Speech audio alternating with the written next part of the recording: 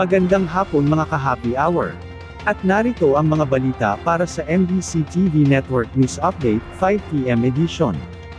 Dalawang motoristang iligal na gumamit ng green plates nagsuko sa PNP-HPG. Voluntaryong isinuko ng dalawang motorista sa Philippine National Police Highway Patrol Group ang illegal green plate na ginamit nila. Sa pulong balitaan sa Campo Crame, sinabi ni HPG Chief Police Colonel Hansel Marantan, galing ang green plates sa isang Nissan Terra at isang Nissan Navara. Nakipag-ugnayan umano sila sa mga motorista matapos na mag-viral sa social media ang larawan ng dalawang fuel-red vehicles, pero may green plates na para sa mga electric at hybrid vehicle. Samantala, napag-alaman naman ng HPG na may mga green plate na ibinebenta sa halagang 15,000 pesos hanggang 30,000 pesos. Sa ngayon, nakikipag-ugnayan na sila sa Land Transportation Office para sa pagsawata sa mga illegal na green plate, at nanawagan naman si Marantan sa mga may hawak ng illegal na green plate na bumalik na sa kanilang lumang plaka.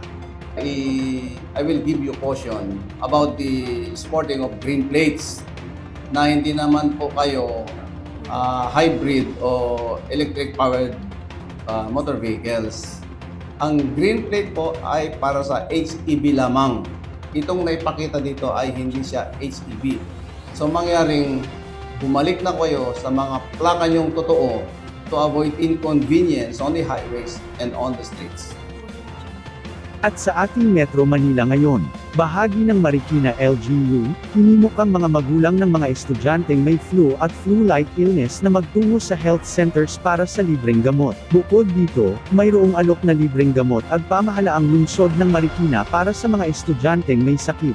Ito ay sa gitna na rin ng tumataas na bilang ng mga estudyante na nagtataglay ng flu at flu-like symptoms na dahilan, kaya't suspendido ng 2 araw ang face-to-face classes sa mga paaralan. Ayon kay Marikina Mayor Maan Teodoro, hinihikayat niya ang mga magulang ng mga may sakit na estudyante na magtungo sa mga barangay health center at alaga centers para makakuha ng libreng gamot. Base sa datos ng LGU, mula sa isang klase na binubuo ng 50 estudyante, may 10 hanggang 15 estudyante ang may sakit, at mayroon ding mga kaso ng hand, foot and mouth disease, kaya nangangailangan talaga na pagpahingahin muna ang mga estudyante. Samantala, ngayong araw, ay aarangkada na ang malawakang paglilinis sa mga paaralan para makaiwas sa pagkalat ng sakit.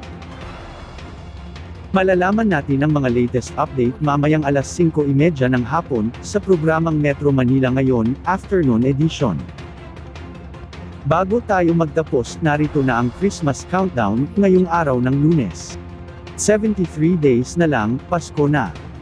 At yan ang mga balita para sa MBC TV Network News Update, 5 PM edition.